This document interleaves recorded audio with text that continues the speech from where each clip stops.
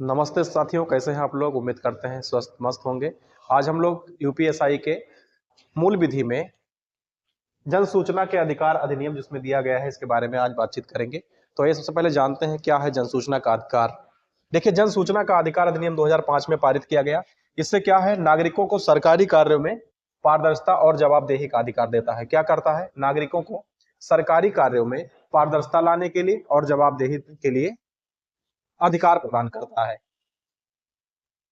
RTI act 2005 का उद्देश्य क्या है। आरटीआई एक्ट 2005 में जो पारित हुआ, इसका उद्देश्य क्या है। इसका मुख्य उद्देश्य है जन सूचना का अधिकार अधिनियम 2005 का उद्देश्य जनता को सरकारी कार्य और निर्णय में पारदर्शिता प्रदान करना है। यह अधिनियम 15 जून 2005 से लागू हुआ और इसका लक्ष्य सरकारी विभाग में पारदर्शिता और जवाबदेही बढ़ाना है। सरकारी विभागों को किसी भी विभाग की आप सूचना को मांग सकते हैं, उसको देख सकते हैं, जान सकते हैं। किसी भी भारतीय नागरिक को किसी भी सार्वजनिक प्राधिकार से सूचना मांगने का अधिकार है।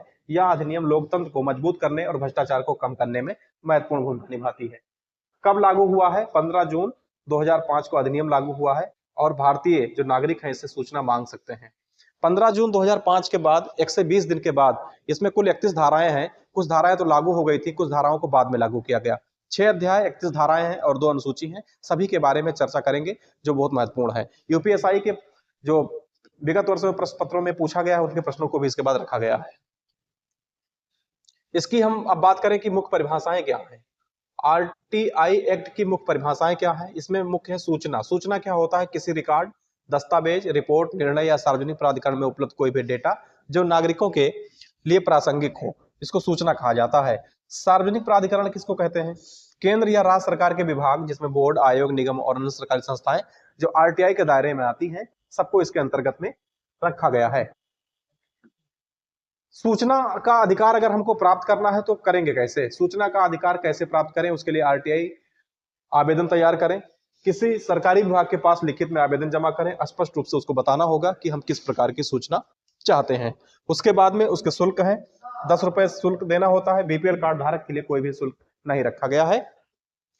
प्रतीक्षा अवधि क्या है, सामान्य मामलों में 30 दिन के भीतर जवाब मिलना अनिवार्य है, लेकिन जीवन और स्वतंत्रता से जुड़े अगर मामले होंगे तो आपको 48 घंटे के भीतर ही सूचना दे दी जाएगी। अपील का विकल्प क्या है, अगर सूचना नहीं मिली तो प्रथम वरिष्ठ अधिकारी के पास अपील करेंगे, उसके बाद द्वितीय अपील सूचना आयोग में आप इसके लिए अपील कर सकते हैं। इसके बाद में है द्वितीय अपील और प्रथम अपील के बारे में ठीक से देखिए। अगर सूचना नहीं मिली या संतोषजनक जवाब नहीं मिला तो वरिष्ठ अधिकारी के पास प्रथम अपील दायर कर सकते हैं। द्वितीय अपील प्रथम अपील से संतुष्ट नहीं होने पर राज्य सूचना आयोग या केंद्रीय सूचना आयोग में द्वितीय अपील दायर कर सकते हैं। अंतिम निर्णय क्या होगा, सूचना आयोग का निर्णय अंतिम होता है। यह सरकारी विभाग को उसका पालन करना अनिवार्य है। अपील प्रक्रिया नागरिक को न्याय दिलाने का एक प्रभावी माध्यम है और सुनिश्चित करती है कि सरकारी अधिकारी जवाबदेह बने रहे। उसके बाद में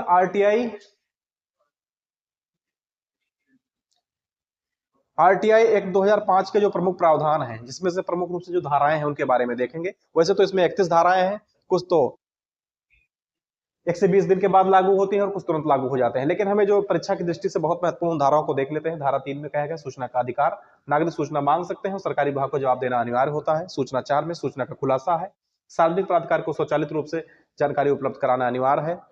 धारा 6 में आवेदन प्रक्रिया की बात कही गई, सूचना मांगने के लिए आवेदन कैसे करना है इसकी विस्तृत प्रक्रिया है। धारा 7 में जवाब देने की अवधि है जो सामान्यतः 30 दिन है, विशेष मामले में 48 घंटे के भीतर ही आपको जवाब देना होता है। धारा 8 में अपवाद है, अपवाद में राष्ट्रीय सुरक्षा, व्यापारिक गोपनीयता या फिर इस प्रकार से अगर आर्थिक असुरक्षा या राष्ट्रीय सुरक्षा में कोई बाधा व्यवधान उत्पन्न होता है तो हम आरटीआई की सूचना नहीं प्राप्त कर सकते हैं या सूचना देने से मना किया जा सकता है। धारा 19 में बात की गई है अपील प्रक्रिया क्या है, प्रथम और द्वितीय अपील की पूरी प्रक्रिया और समय सीमा है कि कितने समय सीमा के बाद में आपको वहां से जवाब मिलेगी। अगर नहीं मिलता है तो द्वितीय अपील आप कब करेंगे और कहां पर कर सकते हैं। धारा 20 में जुर्माना की बात कही गई, अगर अधिकारी सूचना देने में लापरवाही करता है तो उसके लिए दंड का प्रावधान है। उसके लिए 250 रुपए प्रतिदिन या फिर 25,000 रुपए अधिकतम दंड का प्रावधान किया गया है।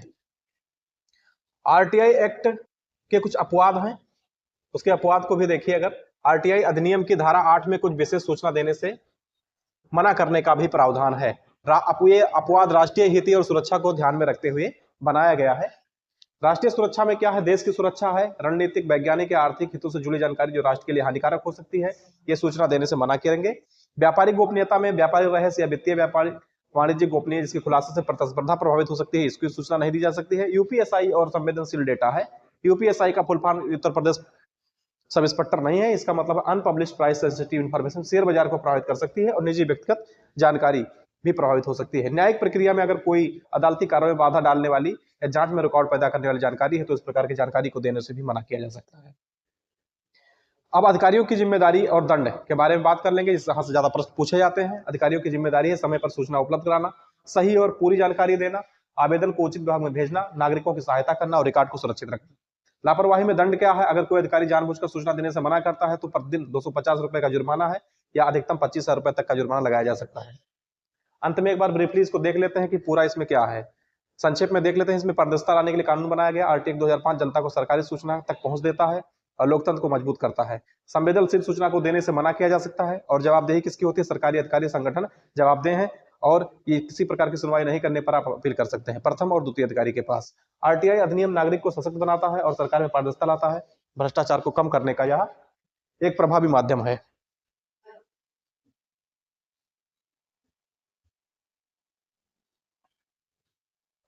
अब हम महत्वपूर्ण प्रश्नों पर बात करेंगे जो यूपीएसआई 2011 में प्रश्न पूछा गया। यूपीएसआई 2011 में जो प्रश्न पूछा गया उसमें कहा सूचना का अधिकार अधिनियम 2005 का उद्देश्य क्या है? आपने इससे पहले भी पढ़ लिया है कि सूचना की पहुंच अधिक व प्रभावी हो। जो सूचना है किसी विभाग में भ्रष्टाचार कम हो, इसके लिए जितनी भी सूचनाएं मांगी जाए वो हर व्यक्ति तक इसकी पहुंच हो और ये प्रभावी ढंग से लागू किया जा सके। सूचना की पहुंच आसान और विशद हो, बिल्कुल सही बात है। नागरिक को सामान्य हित यानी निजी हित अथवा सार्वजनिक हित से जुड़े अगर मामले हैं तो उनको सूचना दिया जाए, यानी कि उपयुक्त सभी सही होगा। इसमें पहले में क्या है? उपयुक्त सभी सही होंगे। दूसरा प्रश्न आपके सामने है। दूसरे प्रश्न में बात कही जा रही है सूचना का अधिकार अधिनियम 2005 कब लागू होता है? ये संपूर्ण भारतवर्ष में लागू होता है, लेकिन ये जब का प्रश्न है। यूपीएसआई 2014 में प्रश्न पूछे गए थे तब तो हमारा विकल्प ये सही होता था, लेकिन अगर अब प्रश्न पूछे जाएंगे तो ये संपूर्ण भारतवर्ष में लागू होगा क्योंकि जम्मू कश्मीर राज्य को अब यूनियन टेरिटरी बना दिया गया है। कब बनाया गया? 31 अक्टूबर 2019 को। कब? 31 अक्टूबर 2019 से यह संपूर्ण भारत में लागू हो जाता है। पहले जम्मू कश्मीर राज्य को छोड़ दिया जाता था, लेकिन अब यह संपूर्ण भारत में लागू हो जाता है। तीसरा है सूचना अधिकार अधिनियम के अंदर सूचना मांगने पर कितने समय में सूचना उपलब्ध कराना है? यूपीएसआई 2014 में है। ये जब प्रश्न पूछा गया था तो आयोग ने इसका 60 दिन माना था, लेकिन अब आप 30 दिन मान के चलिए, ज्यादा जगहों पर 30 दिन लिखा हुआ है। इमरजेंसी में या कोई ऐसी किसी के जीवन से जुड़ा मामला हो, किसी के जीवन से जुड़ा मामला हो या फिर उसकी स्वतंत्रता की बात कही जा रही है तो यह आपको 48 घंटे के भीतर भी सूचना उपलब्ध कराई जाएगी। अगला प्रश्न है निम्नलिखित में से किसे सूचना के प्रदान किए जाने से छूट है? ऐसी सूचना जिसके प्रकटन से भारतीय संप्रभुता और अखंडता पर प्रतिकूल प्रभाव पड़ेगा। अगर इस तरीके से कोई घटनाएं सामने आती है तो फिर आपको सूचना नहीं दी जाएगी। राज्य की सुरक्षा पर प्रतिकूल प्रभाव पड़ेगा तो भी सूचना नहीं। रणनीति वैज्ञानिक या आर्थिक हित में ना हो तो भी सूचना नहीं दी जाएगी, यानी उपयुक्त आपका ऑप्शन सही है। इन सभी स्थितियों में आपको सूचना देने से मना किया जा सकता है। सूचना का अधिकार अधिनियम 2005 में समुचित सरकार का उल्लेख कहां पर किया गया है? समुचित सरकार किसको कहा गया है? धारा 2 का में इसको समुचित सरकार कहा गया है। कुल कितने धाराएं हैं? कुल 31 धाराएं हैं, 6 अध्याय है। सूचना मुख्य सूचना आयुक्त और सूचना आयुक्तों की नियुक्ति राष्ट्रपति द्वारा एक समिति की सिफारिश पर की जाती है। समिति में कौन लोग शामिल होते हैं? इसमें प्रधानमंत्री शामिल होते हैं। जी बिल्कुल शामिल होते हैं, प्रधानमंत्री शामिल होते हैं। लोकसभा में विपक्ष के नेता भी होते हैं। संघ मंत्रिमंडल का एक मंत्री भी होता है, यानी कि ऑप्शन कौन सा आपका सही है? उपयुक्त सभी लोग शामिल होते हैं। अगला प्रश्न है विश्व में सर्वप्रथम सूचना का अधिकार प्रदान करने वाला कौन सा देश है? तो सब लोग जानते हैं स्वीडन ने सबसे पहले अपने देश में सूचना का अधिकार अधिनियम को लागू किया था। सूचना अधिकार अधिनियम के अंतर्गत कुछ सूचनाएं प्रकट किए जाने से छूट दी गई। इसमें से कौन शामिल है? इसमें भारत की प्रभुता अखंडता को खतरा हो, न्यायालय द्वारा निषिद्ध किया गया हो, संसद या किसी राज्य के विधानमंडल के विशेषाधिकार भंग हो तो सूचना देने से मना किया जा सकता है। इनमें ऑप्शन कौन सा सही होगा? उपयुक्त सभी सही होंगे। सूचना अधिकार अधिनियम के अनुसार सूचना आयुक्त अथवा मुख्य सूचना आयुक्त की अधिकतम आयु सीमा कितने साल रखी गई है? इनकी सीमा 65 वर्ष रखी गई है। कितने वर्ष रखी गई है? 65 वर्ष की आयु से अधिक ना हो।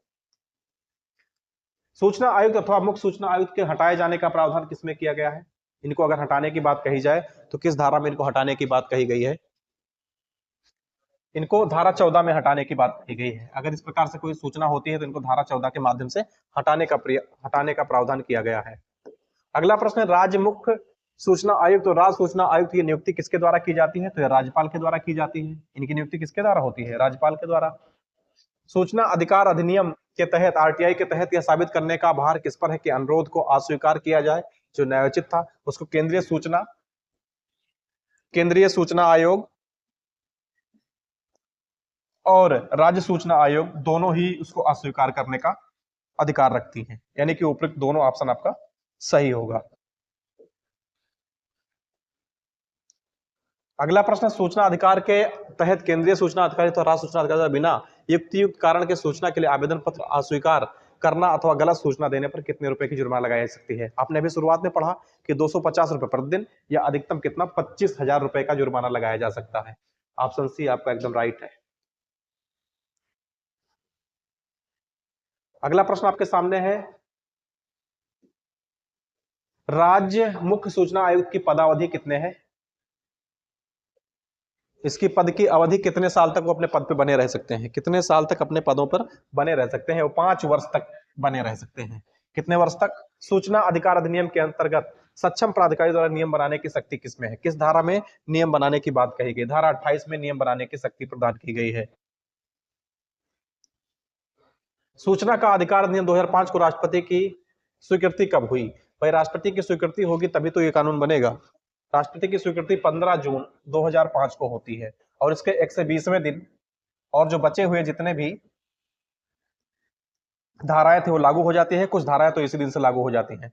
मुख्य सूचना आयुक्त के संबंध में सही कथन नहीं है। इसकी कार्यअवधि 5 वर्ष की होती है, ये तो अभी आपने देखा। इसके अधिकतम 65 वर्ष की पद धारण कर सकता है, यह भी सही है। वह पुनर्नियुक्त नहीं किया सकता है, तो इसमें ऑप्शन कौन सा सही होगा?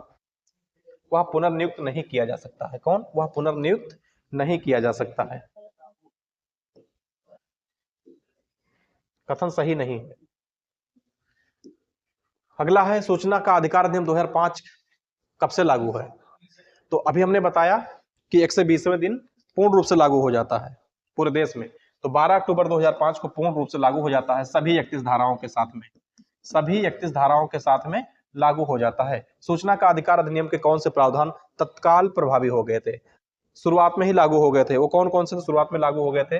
धारा 5, 1 और 2, धारा 12 और धारा 13, यानी कि सभी पहले दिन से ही लागू हो गए थे। सभी क्या होते? पहले दिन से ही लागू हो गए थे। अगला है, सूचना का अधिकार परिभाषित है 2A के अंतर्गत। किसके?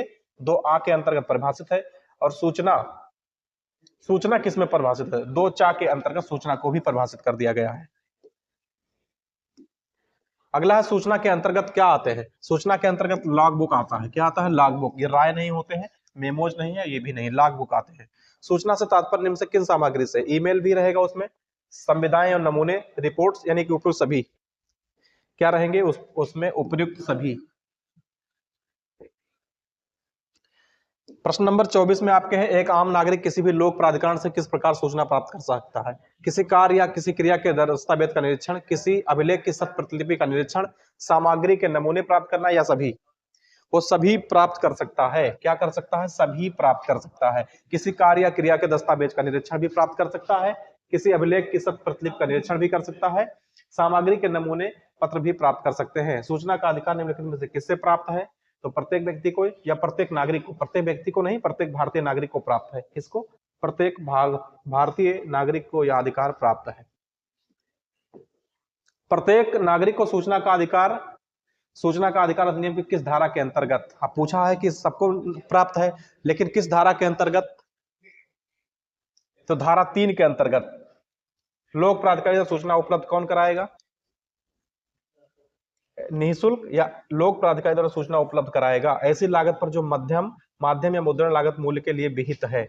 दोनों हो सकता है, क्योंकि बहुत सारे लोगों के निःशुल्क भी है और कुछ लोगों के लिए शुल्क की भी 10 रुपए शुल्क की बात कही गई है। अगला प्रश्न आपके सामने है, सूचना प्राप्त करने के लिए प्रावधान किस धारा में किया गया है? धारा 6 में। किसमें? धारा 6 में सूचना प्राप्त करने के लिए आवेदन का किया गया। धारा 6 के अंतर्गत सूचना प्राप्त कर निवेदन किया जा सकता है। कैसे? लिखित रूप से, इलेक्ट्रॉनिक, इसके माध्यम से। मौखिक रूप से नहीं कर सकते हो, बाकी दोनों माध्यम से आप कर सकते हो। केंद्रीय लोक सूचना अधिकारी या राज्य लोक सूचना अधिकारी जैसा की स्थिति हो, धारा 6 के अंतर्गत निवेदन के प्राप्त होने के कितने समय सीमा के भीतर मांगी गई सूचना प्रदान करेगा।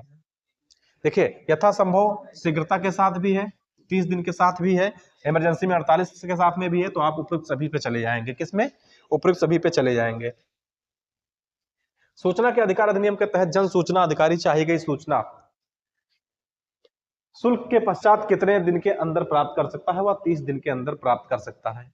यहीं तक था आज की क्लास। आज की क्लास यहीं खत्म करते हैं, अगली वीडियो में फिर मिलेंगे। आप आज के लिए बस इतना ही रहेगा।